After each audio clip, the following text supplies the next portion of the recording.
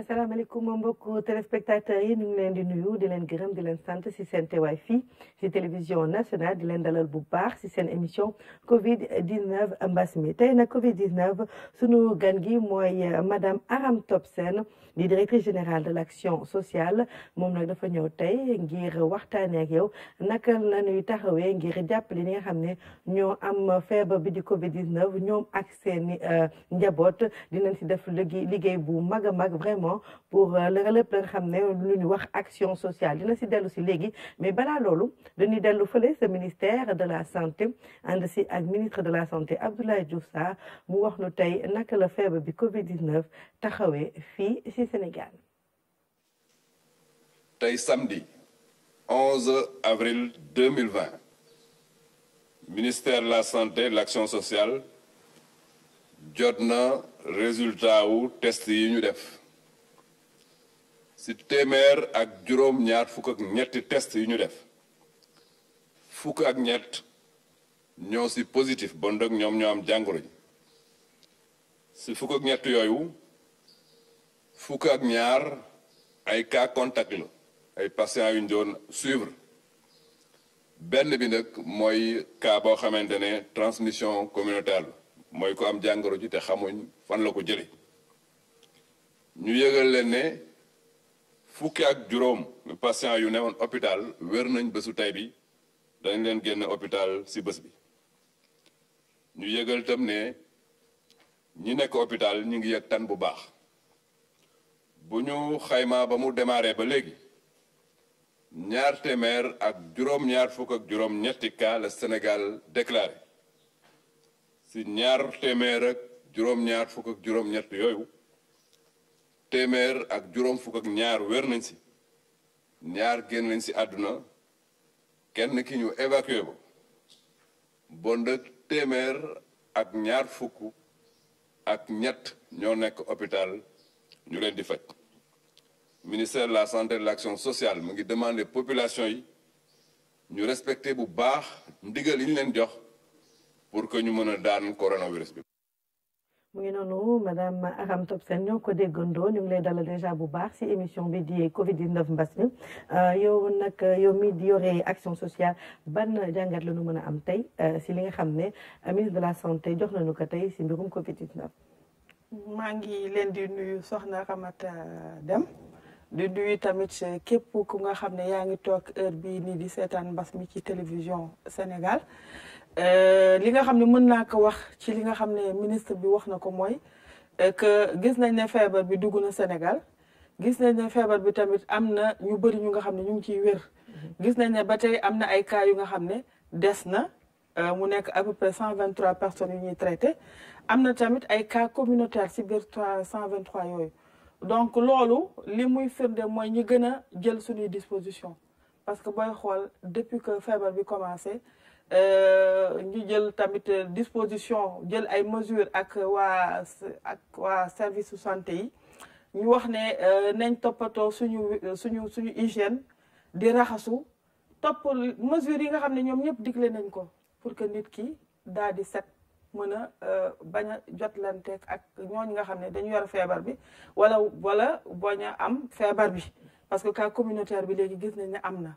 donc loolu vraiment laa mën a jàngat ci li nga xam ne gis nañ ko nañu respecté li nga xam ne loolu la waa santé daal wax parce que ñu nga xam ne ay experts lañ jàng nañ seen liggéey te seen xam-xam màcc na ci faj Covid bi te booy xool vraiment gàcce ngàllaama ñu ngi ci bu baax a baax. dëgg la ñu si góorgóorlu bu baax a baax kon nag na si askan wi jàpp si bu baax. ngir xeex bi vraiment jóge fii. bu nu pare si loolu nag nu dellu si li nga xam ne yow yaa ko yow muy action sociale balaa ñu ko si waxtaan bi wax nu rek en quelques mots lan mooy action sociale bi nga xam ne moom nga yow. voilà action sociale dafa nekk benn pàcc ci biir ministère de la santé et de l'action sociale booy xool bu dañu ne ministère de la santé et de l'action sociale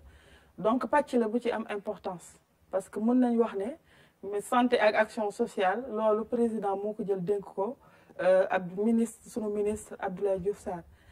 sunu ministre Abdoulaye Diouf Sarr jël pàcc bi nga xam ne moom mooy action sociale mu dénk ñu ko am kóolute ci ñun jox ñu ko suñu mission nag mooy fexe ba nga xam ne ñooñu ñuy wax personne vulnérable mooy nit ñi nga xam ne seen loxo jotul seen digg ginnaaw ñu jàppale leen ak mission bu nga xam ne moom ministre bi dénk nañu ko mu jëm ci politique gu action sociale ci biir Sénégal ñun ñu doxal ko ci ni mu waree fexe ba nga xam ne tamit képp ku nga xam ne partenaire technique la nga xam ne dafay ak partenaire financier ñoom ñëpp dañuy fexe ba ñoom ñu am benn harmonisation benn cadre harmonisé buy permettre ñu mën a ñëw jublu ci action sociale ñu fexe daal ba nga xam ne ñoom dañ leen di tënk ba nga xam ne lépp lu ñuy def day ñëw ci biir action sociale bu loolu weesoo aussi ñu ngi yore ñi nga xam ne moom la ñuy wax way laago yi ñooñ tamit dafa am benn politique spéciale bu nga xam ne dañ ko ciy def te booy xool son excellence le président de la république Macky Sall à chaque fois ak fu mu mënta dem fu mu waxee dafay wax li nga xam ne mooy tudd carte d'égalité des chances donc politique la bu nga xam ne am na importance ci moom suñu ministre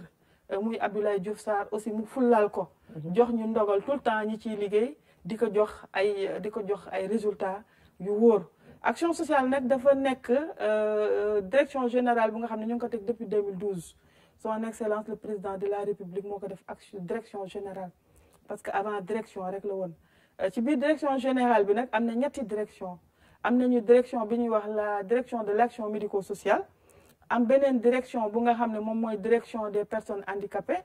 am beneen direction aussi nga xam ne moom la ñuy wax direction des groupes vulnérables. mais yéen ci mbirum Covid 19 bi ana ngeen seen taxawaay. voilà ñun ci mbirum Covid 19 bi li ñuy taxawee mooy jàppale bépp askan bu nga xam ne am na problème laal na jàngoro bi wala jege na ku laal jàngoro bi loolu ñu koy tuddee confinement. parce que confinement dafa am ñaari catégorie dafa am confinement bu nga xam ne ñooñu dañu laaleeg ñu am jàngoro bi. am beneen confinement bu nga xam ne quarantaine la quarantaine mooy ñii di jógee bitim réew di ñëw fii te ñun xamuñu ndax ñooñu fa ñu jógee laal nañ fa jàngoro bi wala laaluñu ko ndax dëkk ya ñu jógee tamit dafa am jàngoro. moo tax bu ñu ñëwee ñu mettre leen ci ay dispositif hôtelier daal di leen bàyyi foofu ba mu mat 14 jours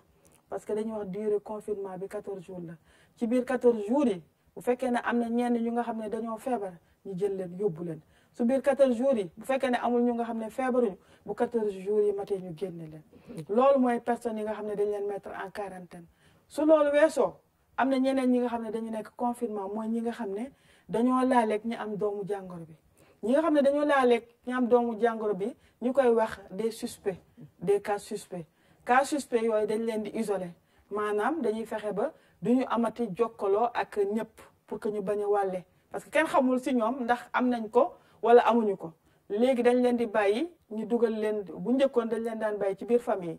daal di leen teg foofu ba mat 14 jours bu ñu nekkee 14 jours yooyu noonu nag ñun dañ leen daan jox lu ñu lekk di leen jox lu ñuy naan. am na ci ñu nga xam ne des fois aussi mën nañ leen yóbbu ci centre mooy ci ñi nga xam ne tamit mooy confiné yi nga xam ne quarantaine la ñooñ bu ñu leen yóbboo ci centre ñun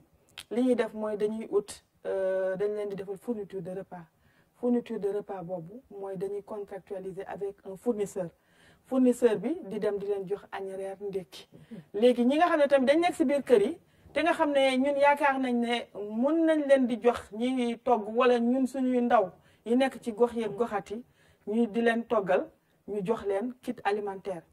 alimentaire bi nag ay denrées lay am ceeb am diwlin am lépp lu nga xam ne nit da koy jëfandikoo boole ci tamit pécule bu nga xam ne mën na permettre ñi leen di jàppale ñu mën a dem marché pour mën a ñëw ndugg toggal leen ci anam yu sell anam yu set ba nga xam ne ñu jox leen ñu lekk ba nga xam ne duñu am benn problème. voilà loolu mooy li nga xam ne action sociale da koy def. kon su ma déggee bu baax yéen a ngeen di toppatoo ñi nga xam ne am na doomu jàngoro wala téye nañ ko foofu di toppatoo tamit njaboot gi.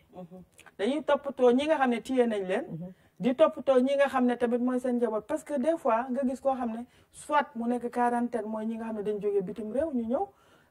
wala ku nekk confinement mu nekk confinement léegi booy xool depuis que président de la république wax que ne confinement yi mën na dem hôtel ñi nga xam ne dañ nekk confinement à l'hôtel des fois mën nañ am ay gàllankoor yu nga xam ne des fois mën na nekk enfermement bi moo koy indi. am na ñoo xam ne bugguñu du tout ñu tëj leen am na ñeneen ñu nga xam ne donc loolu suñu taxawaay mooy dañu am benn commission psychosociale bu nga xam ne dafay travailler ak action sociale te ñoom. dañuy travailler aussi ak les chefs de services régionaux ak départementaux de l'action sociale parce que booy xool xëy na waxuma ko woon action sociale am na 14 services régionaux am na 45 services départementaux am na 50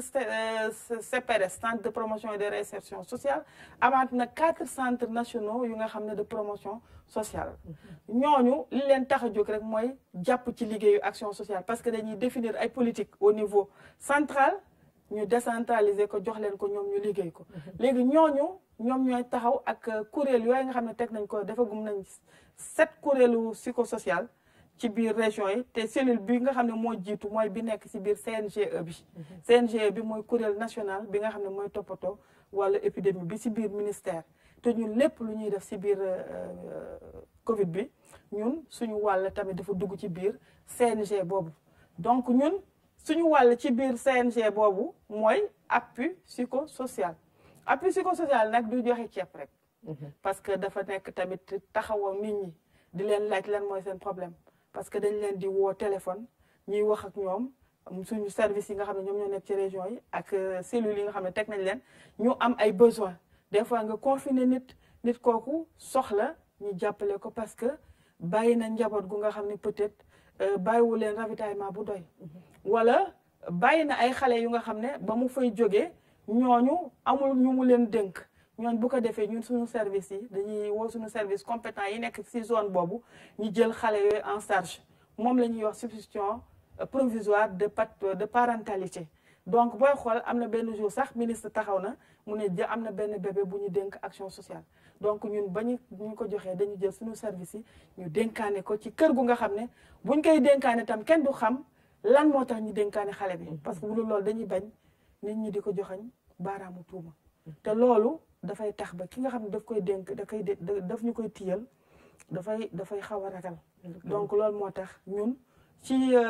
wàll doxalin yi ñuy doxal yëpp dañuy ci jiital confidentialité. waaw confidentialité boobu nag mooy tax may ñëw fi mooy li nga doon wax léegi bu ñu ko waxee ci tubaab mooy stigmatisation loolu dama bëgg nu waxtaan ci torop parce que am na nga xam ne sonn nañ torop ci stigmatisation te yaakaar naa ne sax moo tax nit ñi xëy na di xaw a ragal parce que xëy na li ñuy dégg ci feebar bi loolu tax dégg nañ fi ci presse bi ñu naan am na nga xam ne testé nañ ko positif mu daw mais jàppaat nañ ko mais nu bëggoon nga wax ci stigmatisation tey ban langage wala ban communication la ñu war a def ngir nit ñi bañ a am stigmatisation boobu boo joxe exemple mooy benn exemple boo xam ne am na ku mu woon ne ma am na benn xale ba xam ne moom fan yi dafa xaw a sonn parce que papam ban koy jël ndeysaan waa koñ bi doon filmer ak vidéo après di partager vidéo affaire bi xaw ko sonal donc stigmatisation bi tamit xaw na sonal et ñi nga xam ne feebar bi dana ak ñi nga xam ne ñoo bokk ak moom famille bi. stigmatisation boobu noonu ñu commencé waruñu parce que ñun ñooy société sénégalaise ñëpp naw ñu ci monde bi ndax suñu solidarité ak yu nga xam ne valeur yu nga xam ne dañ koy incarné ba fu ñuy wax teraanga dañ naan la teraanga sénégalaise donc ba joxañ baaraamu tuuma warul sénégalais ñooñu jógee foofu amoon feebar dañ leen war a jàppale parce que feebar bi jombul kenn gis nañ ñi nga xam ne ñoo gën a haut placé am nañ feebar boobu donc feebar bi jombul kenn surtout que stigmatisation bi nga xam ne man moom ma gën a naqari mooy ñi nga xam ne dañoo jógee bitim réew ñëw dugg ci seen réew parce que fa ñu jógee xëy na dem nañ ba perdre seen ay dignité parce que dañ daan liggéey mënatuñu liggéey li nga xam ne daan nañ ko def si biir Sénégal amatuñu doole continuer ko ñu bëgg ñibbi si seen dëkk pour toog fi parce que liggéeyatuñu ñooñu nga xam ne ñoo daan faj buumu gàcce yi ñooñu nga xam ne ku ci nekk bëggoon nga am doomu émigré tey jii bu ñu leen defee quarantaine bu ñu leen génnee ñu leen di joxañ baaraamu tuuma def naa loolu waruñu ñun dañu war a dellu si ci valeurs yi nga xam ne moom la ñu xamee woon Sénégal muy les valeurs traditionnelles muy le kersa muy jom muñ ak surtout suturaal nit parce que suturaal nit defe naa loolu bokk na sax li nga xam ne ci religion yëpp wax nañ ko donc nit dañ koy suturaal parce que feebar bi man mi mën na ma dal mën na la dal confinement bi dafa metti bu ñu confiné nit des fois problème bi des fois dafay wax ne moom am naa ay soxla ñenn ñi dañuy fippu sax pour bëgg a génn parce que am na benn MCR bu ma woo du ma tudd tur ne ma am na ñu nga xam ne confiné nañ leen ñi ngi sonn ba bëgg a dee jàppale leen parce que ñoom buñ nee nañ bu ñu génnee seen mbokk yi mën nañu wax ne ñoom dañu demoon hôtel ak yooyu te ñoom ci seen tradition nit buy dem hôtel duñ ko jàppee nit bu baax xam nga donc genre stigmatisation yooyu la ñu war a bàyyi dafa naa jamono su doxee nit ñi dañuy dox ànd ak moom ñun dañu war a jàng ci su Covid bi parce que gis naa fi benn solidarité bu mag a mag a mag une solidarité agissante autour du chef de l'État ñëpp ñëw nañ ku nekk indi nga sa doole ku nekk ñëw nga ci ministère de la santé jàppale ci ministre te damay profiter ci loolu pour remercier bu baax ministre bi parce que ministre bi dooleel nañu ñun action sociale bu baax a baax ci biir ministère bi parce que ñu bëri dañ defoon ne action sociale joxe ceeb joxe dëwlin joxe meew loolu rek moo ko tax a jóg alors que action sociale mission dépassé na loolu action sociale moom mooy dalal action sociale mooy delloo nit ñi seen xel action sociale moom mooy waxtaan ak nit ñi action sociale mooy sensibiliser dans toutes les zones du Sénégal suñu acteurs yi fa nekk yëpp muy les présidents les régionaux les chefs de service de région pour l'action sociale ak les chefs de service départementaux de l'action sociale ak les CPRS ak ñëpp ñu ngi dalal nit ñi di wax nit ñi bàyyi leen joxuñu tuuma parce que loolu baaxul rafetul te rafetul ci li nga xam ne moom la ñu nit ñi jàppe woon royee ñu ko nawee ñu ko ci bitim réew. mais ñi nga xam ne ñu ngi wër te ñu ñibbi est-ce que yéen a ngi continuer suivi psychosocial bi. mooy ñi nga xam ne dañoo ñibbi si nii. non ñibbi si neen faj neen leen nga xam ne jot neen am doomu jàngoro bi. waaw ba nu yóbbu leen si structure yi war faj leen. ba nu pare nu ñibbi. ndax ñooñu tamit am na suivi. voilà loolu man sax bëgg naa taxaw foofu bu baax a baax parce que nit ki tamit su fekkee ne dañ ko faj ba mu wér. balaa nga koy bàyyi mu dem këram di nga xool bu baax fa mu jógee ndax maison la bu nga xam ne service sanitaire yi wala service hygiénique yi service d'hygiène jaar nañ fa pour décontaminer ko su fekkee ne kenn décontaminé gul kër googu yow doo ko fa yóbbu ñun dañuy ut benn zone par exemple benn hôtel bu nga xam ne de transition mën nañ leen ko fa teg di leen toppatoo di leen surveiller di xool seen kër ba nga xam ne wóor nañu ne seen kër décontaminé lañ ñu yóbbuwaat leen foofu am na ñuy génn tamit fekk seen kër parce que quelquefois dans certaines localités mënuñu am tamit ay sites hôteliers yu nga xam ne mën nañ fa def ay seen nit ñi dañ leen di confiner dans les villages ak yooyu ñooñu bu ñu génnee aussi dañuy wax suñu service yi nekk si gox yeeg goxaat yi nañ leen utal beneen zone tampon bu nga xam ne dañ leen fay teg di leen seetaan di leen kii surveiller jox lekk di leen jox naan di leen waxtaan ak ñoom ba nga xam ne seen kër ñëpp wér nañ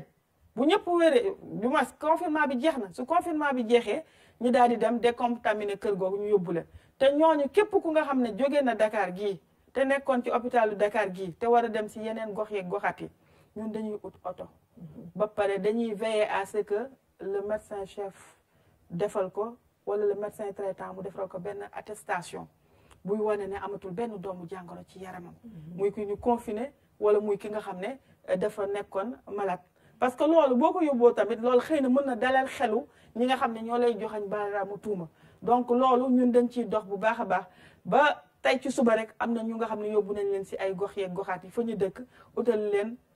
ordre de mission dugal leen ci ay oto ñu dem dellu ci seen biir kër yóbbuwale seen attestation voilà loolu ci loolu laay ñaanee sénégalais yi nag vraiment ñu jàppalante parce que ñun ñëpp ñun la waaw ñun ñëpp ñoo bokk ndey ñoo bokk baay ci wàllu feebar bi yaakaar naa ne gis nañ taxawaayu bi ñëpp taxawee kilifa diine yi ku nekk dem nga ci sa contribution muy politiciens yi ñëpp jàppale président je crois que ñun il faudrait que ñu changer suñuy mentalité jéem a jàng aussi ci histoire parce que dañuy wax histoire bu xewee da nga ci war a jàng ay leçon yooyu moom moo lay permettre beneen yoon bu loolu xewee nga mën a xam nooy def Ebola jaaroon na fi amoon nañ ci ay expérience yooyu nañ ko jéem a traduire xool lan la ñuy mën a jox actuellement problème bi am nii tamit am na luñ ci jàngat yooyu nañ ko jéem a jël dëppoo ko dox ci vraiment ba nga xam ne kenn du am benn problème kenn du la tuumal kenn parce que jàngoro bi jombul kenn. jërëjëf vraiment directrice day dem léegi fekk sunu benn naataango muy Oumou Kalsoum Sall fële sa chapiteau bi moom bés bu nekk nag day def indil nu ay xibaar maanaam ay la nga xam ne sénégalais yi dañ ko soxla ngir xam nag le sénégalais yi nekk si bitim réew taxawee ak nu ñuy dundee si période Covid 19 bi alors Oumou Kalsoum Sall na nga def.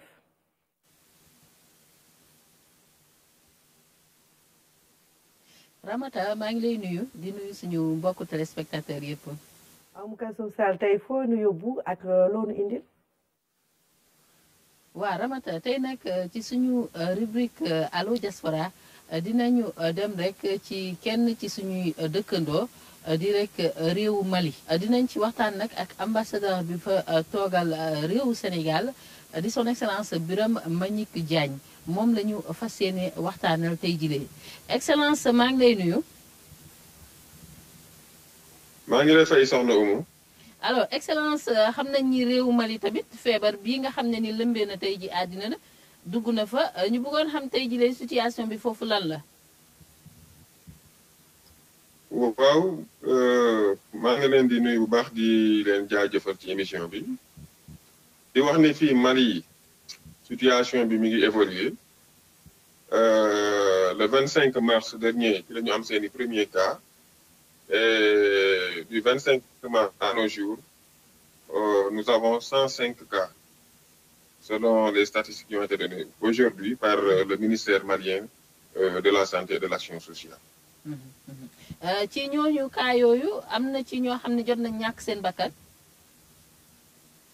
waaw am nañ juróom-ñeenti cas yoo xam ne malheureusement jot nañ ñàkk seen bakkan. d'accord alors Excellence est-ce que situation boobu ànd na rek ay mesures yu spéciales yoo xam ne ni nguur gi jël na ko ngir rek xeex ak feebar bi. waaw ñoom avant sax le 25 avant ñu am seeni premier cas. Déjà, depuis le 17 mars, quand même,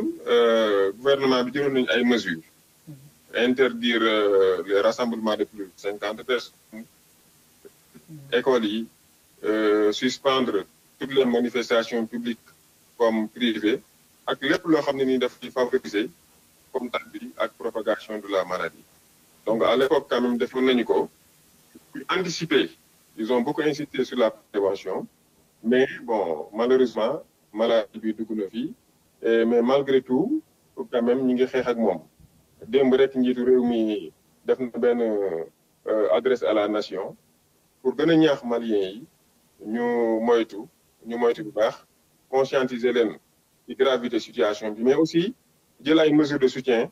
économique yoo xam ne comme ni ñu ko defee Sénégal pour soutenir secteur privé bi pour soutenir population vulnérable bi pour soutenir bépp couche sociale boo xam ne nii da nga nekk ci ay jafe-jafe. alors Excellence xam nañ ni it réew la boo xam ne ni doomu Sénégal yi fa nekk seen lim takku na tey jii lan la ñu mën a jàpp ci communauté sénégalaise bi nekk foofee. waaw communauté sénégalaise bi comme diaspora bi yëpp ñu ngi jël situation bi avec dignité, lucidité mais aussi avec prudence parce que bi mbir mi amee ba léegi ñu ngi wax ak ñoom. di leen ñaax ñu moytu heureusement quand même gis nañ discipline boo xam ne nii permettre nañu ba ñu toll nii alhamdulilah rabbil alamin amuñu benn cas boo xam ne nii am nañ ko ci communauté bi mais terewul ñu ngi continuer di wax ak ñoom pour que daal ñu gën a moytu. est-ce que amu ci ñoo xam ne nii jéem nañu dugaat ci réew mi fii ci Sénégal. waaw li ma bëggoon yokk rek mooy parmi cette communauté quand même am na ñoo xam ne ñu nekk situation difficile parce que xam nga fii 80% de la communauté ay artisans lañu et vraiment seeni activité dafa impacté bu baax a baax te di mooy maladie bi situation bi dafa impacté bu baax seeni activité et donc ñu soxla ndimbal lañu maintenant parmi ces gens là am na ci ñoo xam ne mbir mi métti na si ñoom ba ñu ñëwoon ci ambassade bi ne ñu bëggoon vraiment ku leen rapatrier de plus en plus ñu ngi may cas yu mel noonu et la semaine dernière am na même benn groupe femme boo xam ne dem nañ ba frontière ba ñu téye leen fa parce que amuñu droit traverser frontière bi ndax mesure yi nga xam ne jël nañ ko au niveau. kon tey jii xanaa ñoom sensibiliser nañ leen ba ñu comprendre que ni fu mu nekk nii moom. ku nekk fa nga nekk fa foofu rek nga mën a toog balaa ñeneen di jéem a rek naan dañuy dugg si. waaw ñu ngi wax ak ñoom bu baax ñu ngi leen di xamal ni vraiment déplacement bi amul njariñ au contraire li mu mën a jur ci jàngoro moo ëpp foofu ku ci nekk fa nga nekk toog fa ànd ak dal vraiment gouvernement yi fàttewuñu kenn ñu ngi leen di xalaat bu baax a baax à tous les niveaux et donc vraiment ñu ngi leen di sensibiliser bu baax a baax pour ñu ànd ak dal. waaw ci loolu sax xam nga ni fii tamit ci réew Sénégal am na mesure yoo xam ne ni njiitu réew mi jël na ko jëm rek ci pandémie bi nga xam ne ni ñoo ngi koy dund fépp ci àddina bi bokk na ci mesure yooyu tamit am loo xam ne ni dañ ko jagleel ñi nga xam ne ni ñoo nekk bitim réew ci diaspora bi ngir jàppale leen ndax xam nañ ni feebar bi am na ci ñu bëri ñoo xam ne ni tey ji impacté na seen nekkin foofu yéen foofu ci Mali nan la ñu accueillir sénégalais yi fa nekk nan la ñu accueillir rek mesure bi lee waaw mesure bi nag rafetlu nañ ko bu baax fii ci Mali ñu rafetlu nañ mesure yi bu baax xam nañu mais gouvernement bi fàttewu leen ne njiite réew mi fàttewu leen ñi ngi xaar nag impatiemment ndimbal boobu ñu annoncé pour ñu jàppale leen parce que comme li ma wax léegi yenn activité situation bi daf ko impacté et vraiment ñu ngi nourrir espoir bu mag a mag ci ndimbal boobu mais globalement ñëpp rafetlu nañu mesure yi nga xam ne njiitu réew mi annoncé na ko gouvernement bi di ci dox ba léegi pour mu gën a gaaw. d'accord alors maa ngi lay jaajëfal bu baax excellence. maa ngi leen di fay. jërëjëf yéen. jërëjëf voilà xamata mu nekkoon rek Birame Mbagnick Diagne moom nag mooy ambassadeur Sénégal bi toog foofu ci Mali gis nga ñëwaat na ci situation bi am Mali nga xam ne ni tey jii ñi fa amee feebar bi weesu nañu téeméeri nit am na it ñu ci jot ñàkk seen bakkan tey jii ñu toll ci juróom-ñeent waaye wax na ko doomu Sénégal yi nga xam ne ni ñoo nga fa amu ci kenn rek koo xam ne ni amee nga feebar bile. Donc muy rek information yu am solo ndax xam ngeen ni Mali bokk na ci réew yi gën a jege Sénégal kon nag tey jii lii lañ leen andiloon ci seen rubrique Allo Diaspora di leen jox rendez-vous ëllëg incha allah. jërëjëf Oumou Kalsoum Sall ñu ngi lay xaar bu subaa incha allah si yeneen xibaar yi xam ne dina concerné sénégalais yi nga xam ne ñu ngi bitim réew may fàttali nag que tey Mali la jógee gis nga madame la directrice ni ngay defee ndimbal fii ñoom tamit waa diaspora ñu ngi rafetlu bu baax li nga xam ne président de la république def na ko mooy 12,5 milliards yi nga xam ne daf ko jagleel waa diaspora te ñoom ñu ngi xaar bu baax séddale bi nga ko nar a séddale ngir dimbali leen si période bi nga xam ne métti na si ñëpp fépp si àdduna la méttee kon nag temps baa ngi ñuy xooj ñu may la rek xëy na nga am loo dénk askan wi ak nga tàggatoo ngir nu mën a dem recevoir xëy na sunu benn naataango di Fatou Sakho. waa kay jërëjëf Ramata man li ma mën a dénk askan bi mooy surtout stigmatisation bi man loolu lu am importance la ci man parce que man pour man ñii nga xam ne dañuy jógee bitim réew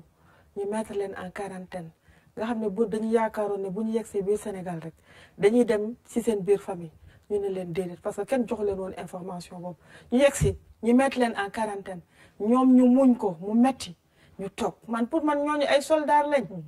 ay soldats ñoo nga xam ne dañ leen war a sargal parce que muñ nañ lu metti ñii nekk confinement aussi ñooñu tamit ay jàmbaar lañ donc ay jàmbaar dañ leen war a def lu dul sargal décorer leen donc li may wax daal sénégalais yi mooy ñu góorgóorlu parce que ñun ñëpp ñoo bokk ndey ñoo bokk baay te defe naa suñu diine muy diine yëpp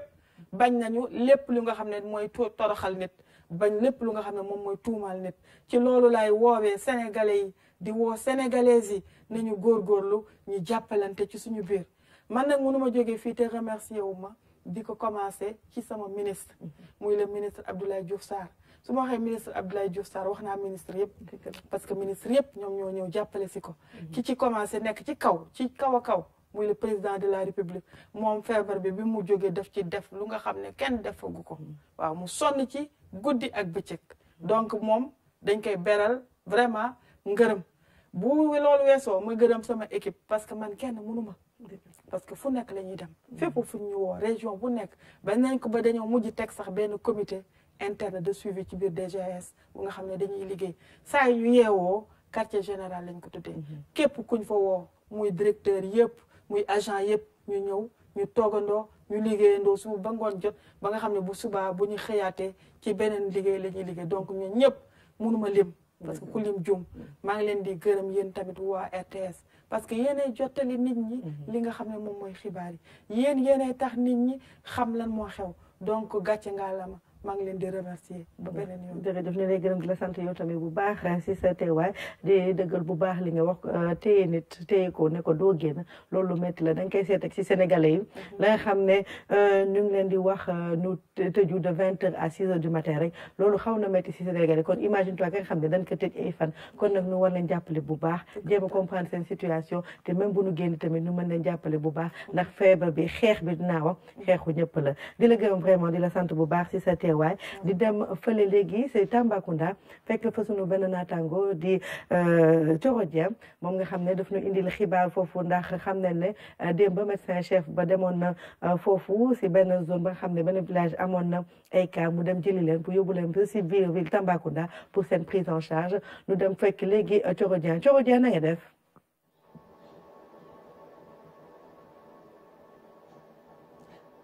Ramata maa ngi lay fay di la dalal fii ci diwaanu Tambacounda ni nga ko xamee nag fii ci Tambacounda enregistré nañu suñu premier cas Covid 19 ci ñaareelu fan ci weeru avril démb nag ñu daal di yóbbu woon rek ay test saytu leen ñu daal di dellu si nag am juróom-benni doomu aadama yu nga xam ne ay contact la ñu woon ci premier malade boobu yu am li nga xamante ni rek mooy Covid 19. tey nag ñi ngi ci juróom-ñaari doomu aadama ñu nga xam ni foofu la ñu bàyyeekoo ci village bi nekk ci Goudiri te rek am doomu jàngoroy Covid 19 looloo waral tey nag ñu daal di dalal fii ku nga xamante ni moom moo mëne opération yi yëpp ndax moom mooy médecin chef de région bi muy docteur Bayal Cissé docteur maa ngi lay nuyu. soxna si maa ngi lay fay di rafetlu loolu suñu invitation tey fii si émission Mbas ñoo ngi remercier waa Sénégal yëpp di leen nuyu. docteur. Premier cas 2 avril boobu ba tey ñi yéen a ngi ko dalal di ko faj fan la yaramam toll. sant yàlla bu baax mun nañu ne 2 avril ba léegi si la région Tamba am cas bu njëkk Covid 19 fii mu nekk benn góor goo xam bu yàlla baaxee boo xam mu nekk benn kilifa diine mu nekk ay 9 kilomètres benn dëkk bu nekk wetu ci département du Goudiri. boobu ba léegi noonu dañ ko jëloon si même jour bi ñu indi ko fii si Tambacounda si suñu centre de traitement boobu léegi ñoo ngi saytu yaramam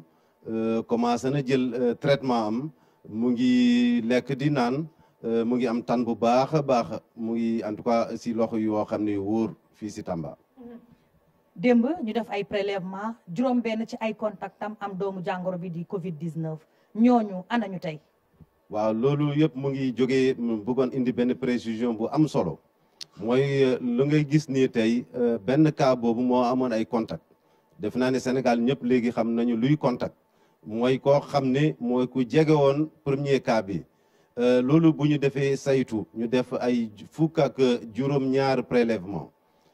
buñ ko defee si saa si yàlla def juróom-benn yi am jàngoro bi mooy Covid 19. mu des donc fukk ak benn yooyu yemuñu fa dañ leen jël seppi leen yóbbu leen si benn hôtel bu nekk fale si Goudiri mu ngi tudd benn campement foofu leen di yóbbu ñu leen di gën a encore surveiller pour ba fii ba fukki fan ak ñeent yu tegu mais góor gi donc 6 yooyu tamit mooy ñu ko amoon dañ leen jël si ay ambulance yu wóor si anam yoo xam ne mucc ayib ñu indi leen jël leen depuis Goudiri indi leen fii si suñu centre de traitement fii bu nekk si hôpital régional bu Tambacounda. docteur lan moo tax ngeen jëlee leen Goudiri indi leen fii ndax centre agréé bi Tamba la nekk. altine bi passé jot nañu visite boo xam ne comité bu jógee fële nga xam ne équipe professeur Seydi bu nekk Fann nga xam ne docteur Laax ak docteur Ba ñoo ko dirigé une équipe multidisciplinaire mu ñëw fii xool. exactement saytu est-ce que ñun Tamba pare nañu pour mën a faj feebar bi te balaa ñu doon dem ñoom ñëpp nee nañu Tamba joxe nañu ndigal Tamba mun nañ ko traité fii si Tamba par rapport à Covid 19. docteur cas contact mi ngi am benn nit mu am wàll na juróom-benn yooyu wax nga ko sànq mën nañu wàll ñeneen tey seen capacité d'accueil ci ñaata la toll. foofu tamit ñoo ngi sant yàlla bu baax a baax. mbir bi ba mu tàmbali ñun tooguñu xam nañ Tambacounda dafa sore Dakar donc il fallait ñu jël ay mesures si ndigalu gouverneur ak ndigalu PCA conseil d'administration bu hôpital ñun ñëpp taxaw nañ ci ak personnel bi ñu jéem a identifier benn bâtiment boo xam ne bu mucc ayib nga xam ne bâtiment bi am na possibilité jël 44 nit donc ñeent fukk ak ñeent nit ñu mun lañ leen faj fii te si loolu mun nañu dem ba ay ñeent lal yoo xam ne loolu lañ tuddee réanimation chaude yoo xam ne des lits chauds ngoo xam ne mun nañu am jumtukaay yëpp ñu boole ko buñ ko boolee mun nañ faj maladie même bu nekkee cas grave donc loolu moo tax ñu ne donc fii si Tamba pare nañu pour recevoir 44 personnes mais également avec une possibilité dem ba ak 4 lits graves. fi mu ne nii am na prélèvement yu toll ci lim bu ñaata dem te ñuy xaar résultat yi. waaw mun nañu ne tey si guddi gi sax ñoo ngi nii actuellement suñu équipe yi fële si Goudiri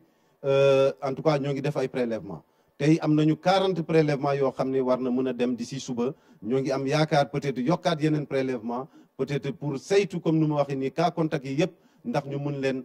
véritablement yoo xam ne yu gën a am problème ñu gën a leen saytu bu baax a baax pour wut ay résultats nu mu gën a gaawee si fan yi di ñëw. docteur ñi ngi koy jaajëfal Ramata dégg nga ko kii mooy médecin chef de région bu diwaanu Tambacounda di docteur Bayel Cissé opération yi yëpp nag moom moo koy mënee depuis bi nga xamante ne gis nañu suñu premier cas waaye nag fii nag am na ay mesures yu am solo yu nga xam ne jël nañ ko foog naa jot ngeen ko gis ci yenn yi ci biir journal yi nga xamante ne envoyé nañu yenn ci ay éléments mais nag tàmbali nañu tamit benn mesure bu am solo mooy marché yi parce que tey yaakaar nañ ni cas communautaire yi li ci ëpp ci lieu public yi la jógee fii ci Tambacounda fas yéene nañu marché yi tëj ko ci ay bés 15 heures la yëpp di tëj même jour yi ñu war a ubbi ci tey rek fi may waxee ak yéen ni UCG jot na def opération ci yenn marché yi gën a mag ci diwaanu Tambacounda suba service d'hygiène dina fa wàcc loolee lépp nag ngir rek li nga xamante ni mooy Covid 19 ñu xeex ko ci diwaanu Tambacounda mu jóge fi ma leen di jaajëfal di leen jox dig daje beneen yoon lay doon ci seen émission mbas mi. Thioro Dieng di la remercier bu baax di remercier tamit di leen féliciter tamit waa Tambacounda si liggéey ba xam ne yéen a ngi koy def foofu si mbirum Covid 19 bi ndax c'est vrai que éviter le moins que possible lieu yi nga xam ne fa la Covid 19 mi gën a mën a law muy lu mel ne marché ba tëj ko nettoyer ko def si la xam ne li war désinfecter lu am solo la si mbirum xeex Covid 19 bi ñu encouragé tamit ñëpp li ko mën a def ak ñi ko war a def yëpp ñu mën ko def ngir aar askan wi. bu loolu weesoo nag dañuy ñëw nag teeru sunu mag ji Ajaratu Fat Sakho ngi ñu lay dala bu baax si Covid 19 mbas mi wala nga ñëw ngir cartographie maanaam taxawal nu encore feebar bi tey naka la taxawee si àdduna bi kon nag tey naka la demee ndax mu ngi continuer encore yéeg ba mu ngi tane nu mu demee tey. Voilà tey si 11 avril. ñu ngi am ay nouveaux cas yi toll na si 81 034 donc yéegaat na démb tane woon na tuuti xaw a wàcc mais tey dolleeku na encore lu toll si 47 112 par rapport ak démb kon cas yi dafa yokku bu ñu xoolee situation monde bi bu ñuy xayma li fi jot a am feebar bi ñu ngi toll si million ak juróom-ñaar fukki junni ak yu teg juróom fukk ak ñeent ak yu tegaat ñeenti téeméer ak juróom fukk ak juróom-ñaar décès yi aussi ba tey dara dellu si ginnaaw puisque tey toll nañ si 107 520 décès par rapport ak démb tey lu toll si juróomi téeméer daanaka juróom benn téeméer yu manqué benn ñoom ñoo yokku donc yokku bi tey wàññeeku na quand même nombre de décès bi par rapport ak démb bu ñuy xool évolution bi tey wàññeeku na daanaka junni parce que 945 wàññeeku na si li nga xam ne moo yokku woon démb kon ba tey mun nañu wax ne tan am na ci guéri yi ñu ngi toll si 395 418 ñu ngi am ñu feebar ñu ngi am ñu décédé mais aussi ñu ngi am ñuy wér donc ça montre qu'il y a de l'espoir même si jusqu'à présent benn vaccin amagul wala garab buñ ne bërët rek lii boo ko joxee nit ki daal di ne bërët daal di jóg nouveau cas yi comme li ma lay wax sànq toll na si 81 034 donc dafa yéegaat tey nag waaw kon noonu xool yan dëkk moo tax tey situation bi xaw a compliqué tey bon globalement parce que ku si nekk yokkule nga tuuti mais de façon générale tendance yi li ñu yokkule tey ñëpp ñoo wàññule li ñu yokkule États-Unis boo gisee am na 81 034 cas bon nouveau cas am tey toll na si 27 925 par rapport ak démb wàññeeku na lu toll presque 5 997 kon ça veut dire tane na bu baax ay décès wam aussi wàññeeku na bon wàññeekul. parce que moom voilà tey am na 1880 décès. mais li mu yokku nag par rapport ak démb bariwul parce que fanweer ak ñeent kese. alors que temps yi ay junni lañ daan dégg moo tax ba tey daal tane na li muy fajle tamit toll na si 29 347 Cheikh Traoré nee na day baax ñuy waxaale ñi nga xamante bi ñu ngi wér pour donner de l'espoir aux gens. mais nag boo xoolee li am par feebar par bés ak li ñuy faj par bés xëy na Sénégal c'est un cas exceptionnel yu ni mel bariwul. mais si dëkk yi de façon générale décès yi ak nombre de contaminés bi par jour moom moo ëpp bu baax a baax li nga xamante bi moom la ñuy faj pour dire que faj mi yombul. voilà c'est ça autant tu peux être contaminé ci ñaari fan autant bu ñu lay faj mun na jël 15 wala 21 jours donc tu imagines un peu bala ñuy déclarer ñu wér dafay xaw a yàgg. waaw olof Ndiaye nee na yàq gën a gaaw defar. voilà c'est ça donc contamination bi day gaaw mais balaa faj foog mu jël tuuti temps parce que organisme bi tamit dafa am lu muy laaj xam naa pour mën a accepter traitement bi ba tane mais neen ñaan yàlla dina baax incha allah. incha allah yàlla baax na parce que tamit bu ñu xoolee Espagne ñoom tamit seen mesures yi ñu yokkoon mu drastique mi ngi commencé aussi di def effet ñetti fan mi ngi nii seen ay décès dafay wàcc bu baax tey nag moom dafa gën a encore wàcceti parce que bu ñuy xool ñi nga xamante bi ñoom ñoo ñàkk seen bakkan ca Espagne ci bés bi wante si dernière 24 heures yi toll nañ rek ci juróomi téeméer ak fukk alors que démb li ñu demoon ëpp na ko bu baax a baax ñu ngi woon ci juróom benn téeméeri mais tey encore wàccaat na kon am na tan Italie aussi même chose France nag moom ba tey moom mooy yéeg ak di wàcc bu teyee mu yéeg bu subaa mu wàcc mun nañ xool ne que tey quand même nouveau cas yi mu am si contamination par rapport ak démb wàññeeku nu lu toll daanaka si juróom-ñetti junni donc am na solo torop. d'accord nu dem kon léegi tey nu gis ne da nga dem Grande-Bretagne def si focus lu tax. parce que temps yële Espagne moom moo jaaxaloon Europe mais depuis 3 jours alors Grande-Bretagne moo jaaxal ñëpp dafa tegale di dem lu toll si daanaka junni décès par jour donc là c'était un peu exagéré. voilà c'était alarmant ñu fàttali ne Grande-Bretagne bokk na si pays yi nga xamante bi aussi feebar bi teel na fa dugg wante dañu xooloon ne évolution bi gaaw fa woon mais pendant que nit ñi ñu ngi doon jël ay mesures drastiques commencé ay confinement tëj commerce yi des trucs comme ça ñoom dañu bàyyi woon comme ak ay yeneen pays yu nekk ci nord bi ne non dañuy bàyyi virus bi circuler ak boppam ba nga xamante bi bu laalee nit ki après yaramam comme nit dafay yaramam day xeex ak doomu jàngoro dinañ xeex naturellement doomu jàngoro bi mais apparemment ça n'a pas marché xam naa dañu jotul woon xam carrément kan mooy coronavirus ak Covid-19 moo taxoon ñu adopté boobu mais delluwaat nañ ci ginnaaw bu baax mais xëj na laata ñu siy dellu ginnaaw fekk na yëf yi am na fa doole dugg na si gox-goxaan yi fu nekk ba nga xam ne tey jii ñoom seen ay cas tollu na si juróom-ñaar fukki junni ak juróom-ñett yu tekk juróom-ñeenti téeméer ak juróom-ñeent fukk ak benn ñi nga xam ne jot na koo faj li ma lay wax sànq xoolal li ñu faj ak ñi nga xamante bi ñoo fa am doomu jàngoro bi ak ñi nga xam ne ñoo fa jot a faatu kon néew na lool kon ba tey rek fagaru bi moom mooy ñu wàññi riisaloo bi ak jokkalante bi ba nga xam ne xëj na dina doomu jàngoro bi dina wàññi circulation bi. d'accord voilà c'est ça. léegi ñu ñëw si sunu continent Afrique xool naka la fa taxawee tey. waaw Afrique moom tamit delluwul gannaaw parce que tey ay kaawam toll na si fukki junni ak ñett yu teg ñetti téeméer ak ñaar fukk ak ñeent muy 12 853 cas autant pour moi man maa ngi bind 13 000 donc peut-être qu'on va rectifier un peu ñi nga xamante bi moom mooy nouveau cas yi ñu ngi toll si ñeenti téeméer ak juróom-ñaar fukk ak benn ñi nga xamante bi ñoom ñoo fi faatu tey ndax doomu jàngoro bi toll nañ si 687 maanaam juróom-benn téeméer ak juróom-ñett fukk ak juróom-ñaar démb ak tey ñaari décès moo si yokku kon ça veut dire que paj mi ñu ngi un peu di faj mais aussi ñu ngi mun a stabiliser maladie ba nga xam ne ñi ñàkk seen bakkan tey bariwul du tout par rapport ak hier bu ñuy xayma évolution bi dafa néew ba nga xam ne àgg na si juróom fukk ak juróom benn Afrique du Sud. oui par pays. waaw ñu dem si situation pays bi pour xool un peu tamit ndax am na tuuti amélioration ak yan dëkk yoo xam ne foofu la gën a sonalee. waaw Afrique du Sud. bon ba tey mi ngi évoluer et on a remarqué que ay décès wam yokku na tey ci benn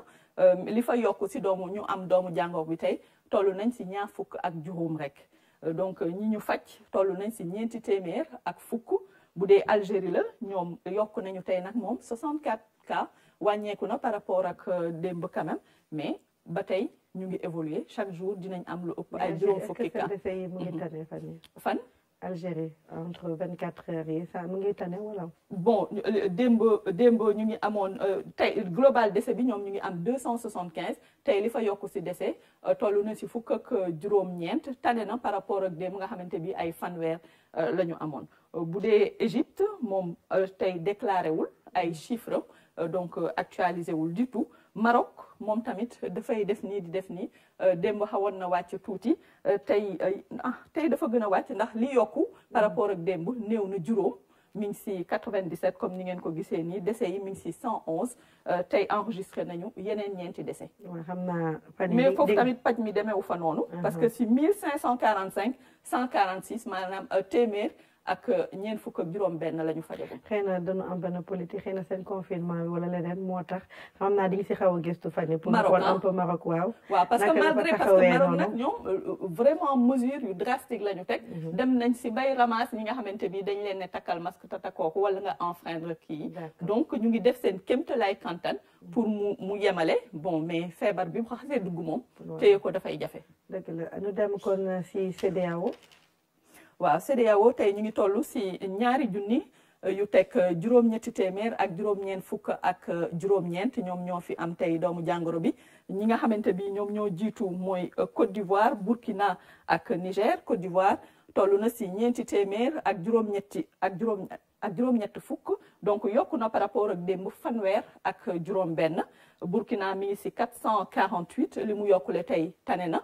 am na juróomi cas yu bees rek bu dee Niger toll na si 438 maanaam 4 téeméer yu teg fanweer ak juróom-ñett yokkule na tey 2 fukk ak juróom-ñett. ñu dem si dëkkandoo yi nga xam ne ñoo bokk frontière ak Sénégal. waaw peut-être faire remarquer que Burkina tey enregistré na 2 décès encore ah. voilà. amin yëf yi moom mi ngi noonu rek. yàlla musal si dajeeg doomu jàngoro bi. waa dëkkandoo yi. waaw Sénégal ak dëkkandoo yi Guinée. Bissau Mali Mauritanie Gambie tey ba tey rek fa Guinée nekkoon fa la nekkaat dafa yokkulewaat ñi nga xamante bi ñoom ñoo am doomu jàngoro bi ñu toll si tey 2 téeméer ak juróom fukk kon fukk ak juróom-ñett yokku na si par rapport ak démb. Mali ñoom tamit ñu ngi nii ñu ngi si 87 tey dafa mel ni actualisé wuñu nombre de décès yi tamit ça n'a pas varié 7 la ñu toll ba tey. Mauritanie 2 cas guéris la am ak benn décès temps yi yëpp ñu ngi ko doon annoncé évolué wul woon mais tey dafa mel ni dem na si benn cas donc yokku na Gambie moom yokkuwul. ñu ngi si 4 cas ba tey. d'accord kon nag noonu la fi taxawee nag si sunu continent. ak si àdduna bi yëpp. mais Bissau il faut remarquer que ñoom tam yokkule nañu tey xam naa ñoom dinañ def tuuti focus si ñoom incha allah. d'accord. alors conseil pratique tey lan nga ñu indil ngir nga askan wi mën a mucc si Covid-19 bi. voilà bon marché yi comme tey moom le gouverneur xëyee sànq dégg nga coro aussi mesures yi nga xamante bi ñu ngi koy jël si marché yi parce que mooy bërëb bi nga xamante bi mënut saa yoo xëyee munoo fa ñàkk a dem peut-être soit pour am fa loo fa jëlee dundali sa njaboot wala nga dem uti fa loo xamante bi moom ngay def si biir yi parce que nag feebar lu mu am. saaku bala moo taxaw il faut ñu def si dara donc moo tax c'est normal dëkk yëpp bi ñu amee nag problème mu feebar bi marché yi lu ñu njëkk a song ñun nag teeluñu song marché yi xaw ma lu tax peut-être que aussi disposition yi ñu fa tegoon taxoon na ne xëj na jarul woon ñu leen di tëj wala boog ñuy wàññi mais li ñu gis Inde daal xam naa ne foofu ñoom seen bos marché na parce que ñoom dañuy tëj tey par exemple ñiy jaay dugub bu ñu doonee 2 fukk ñu ubbi fukk yi yeneen fukk yi tëj te dañ koy tëbalante nga xamante bi du ñu takk fenn ñi nga xam ne du ñuy ñëw tamit di jënd du ñu takk fenn et ku nekk dina mun a du ñu jege yaatoo voilà boutique bi bu tegee fii nga tëb 2 boutique keneen ka ñii ñëpp dugub la ñuy jaay parce que benn nit mënul jaay ñi soxla dugub ñëpp tey kiy jaay jën noonu te bëri nañ si marché bi ñi nga xamante bi ils ont les mêmes produits mais boo tëjee ne nit ki dootul am lu mu for boobu beneen jafe-jafe dafay dikk parce que ñu ngi touché tey ay kit mais feebar bi kenn xamul kañ la jëm donc il faut matuwaay yi doon loo xamante bi mun na dëppoo ak réalité parce que mënuñu dëkk di xontu nit ñi donc il faut ñii di for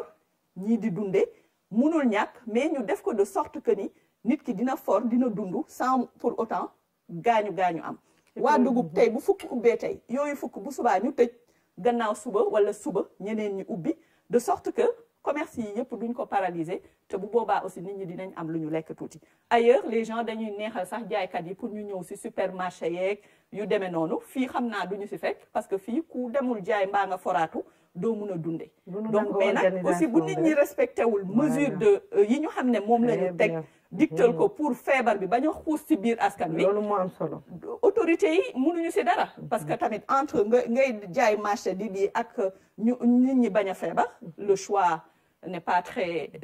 loin là il y a pas trop à réfléchir donc il faut encore une fois ñu yërëm suñu bopp daal di dëppoo ak li nga xamante bi moom lañ ñu sant de sorte que xëj na métti yi ñeneen di dund ñun duñ ko dund parce que bu ñu demee ci confinement nag boobu dinañ xam ne Covid-19 dëgg rek la parce que am na si ñoo xam ne dem nañ si ba dañuy xaru wala ñu am yeneen comportement yoo xamante bi xëy na ñun mun nañ cee bañ a àgg ndax nag ñi foofu àgg ñun àggaguñ ci ñu dem léegi si Coronews xool loolu fa indil tey Coronews bon fële la Italie ndax nag dëkk la boo xam ne kenn réerewul mbir ne moom mooy dëkk bi gën a tey feebar bi lor parce que ñi fa faatu foofu la ëppee gis nga sànq ñuy wax ay 19 000 personnes ñàkk nañ fa seen bakkan ci feebar bi donc ni mu gaañe biir askan wi noonu aussi la gaañe personnel médical bi muy médecin yi infirmier yi ñi nga xamante bi ñooy soldats yu njëkk yi jiitu ci malade bi lu ëpp téeméer ci ñoom bay teg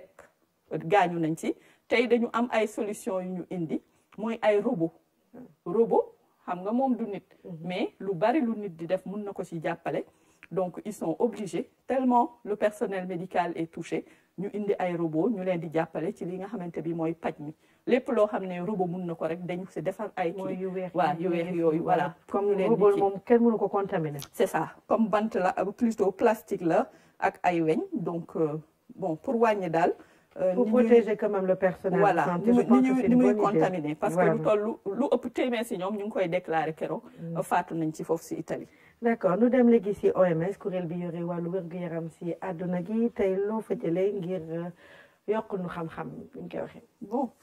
bon OMS moom li mu wax en général dañ naan téere la te moo tax dañuy indi tout le temps tegtal yi mu ne période incubation feebar bi période incubation mooy doomu jàngoro bi ñaata temps lay nelaw ci sa yaram balaa moo fotalu di commencer di am ay symptômes mu ne toll na ci benn ba ci fukki fan ak ñeent donc mooy dëggal li nga doon wax keroog ne am na ay porteurs sains yoo xam ne duñu def benn signe fekk doomu jàngoro baa ngi seen biir te ñooñu dañuy mun a wàlle feebar bi donc moo tax matuwaay yi ñu war cee gën a farlu rek ndax même bu feeñul mun na tëdd sa yaram di fa nelaw te boo amee contact wala ñu wax tegtal signes yi wala manifestation yooyu sëqat yeeg tisli yeeg yooyu mun nga wàll nit doomu jàngoro bi.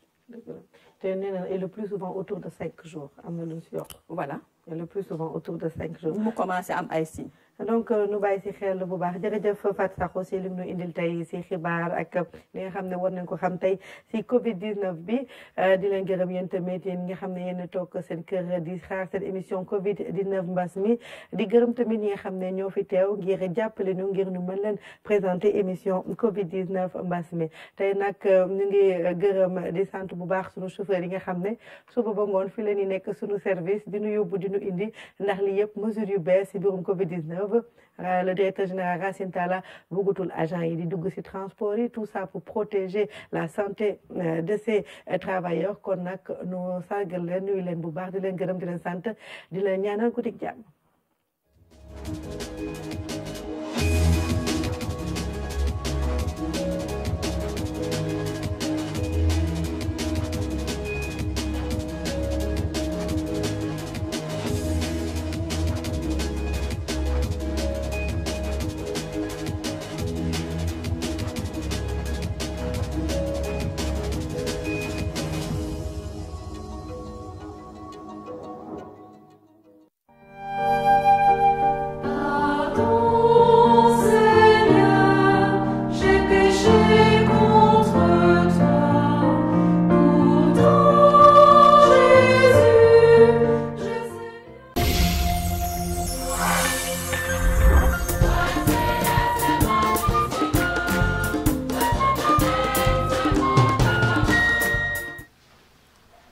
cœur de notre parcours spirituel du carême,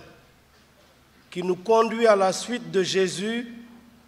jusqu'à sa résurrection d'entre les morts.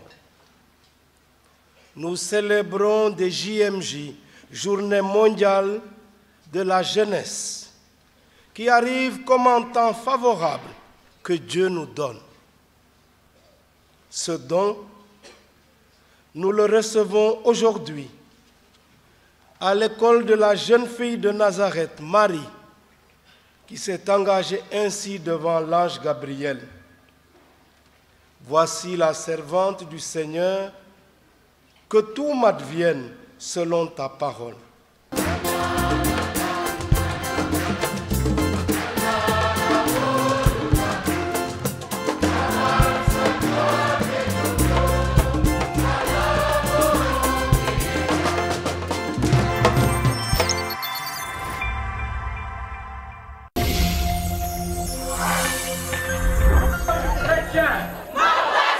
Avec Marie, je reçus le Christ aujourd'hui. Où? Dans l'église de Viléchor. Comment? En acte et en parole. Si notre vie n'est pas donnée dans le mariage, dans la vie consacrée, dans la vie sacerdotale, pour notre pays, pour notre Église et pour notre communauté, elle deviendra stérile.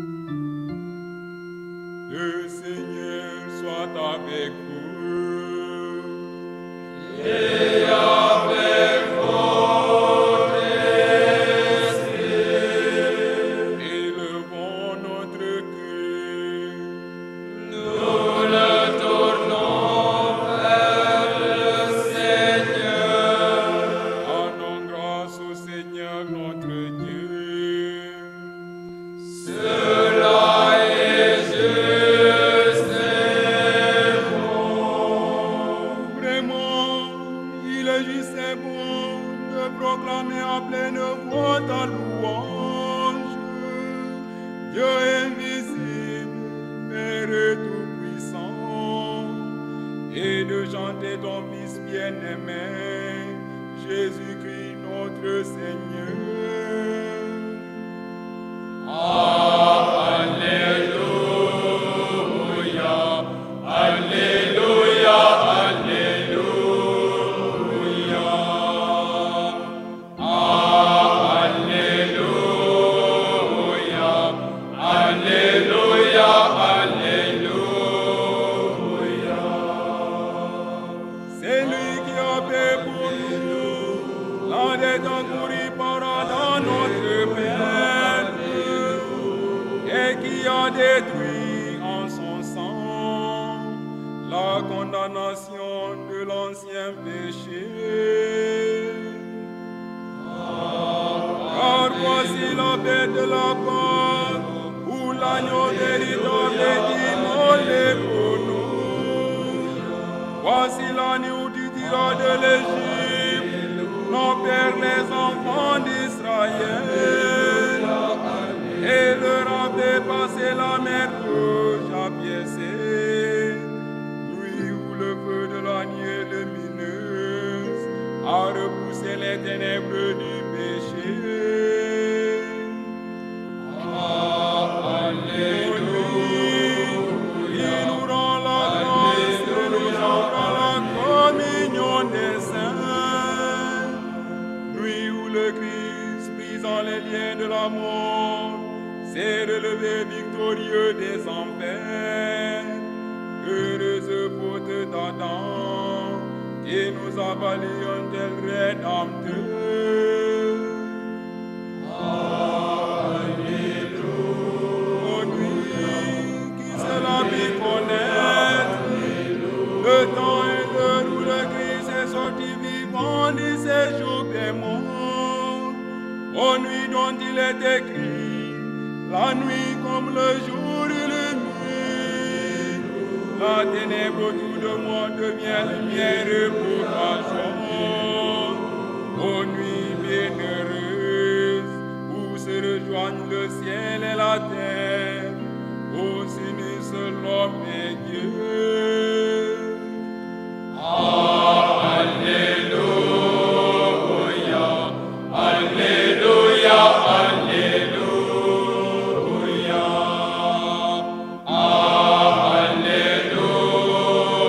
Alléluia, Alléluia, Alléluia. Dans la grande de cette nuit, accueille Père très saint le sacrifice du soir de cette flamme, que l'Église t'offre par nos mains. Permets que ce cierge pascal consacré à ton nom brûle sans déclin en cette nuit, et qu'il soigne sa clarté à celle des étoiles. Alléluia, Alléluia, Alléluia. Il brille encore quand se lèvera l'astre du matin, celui qui ne connaît pas de couchant, le Christ ressuscité revenu des enfers, qui répand sur les hommes sa lumière et sa paix. Car de ton peuple, nous t'en prions, oh notre Père, dans la joie de ces fêtes pascales, par Jésus-Christ, ton Fils notre Seigneur, qui par la puissance de l'Esprit s'est relevé d'entre les morts et règne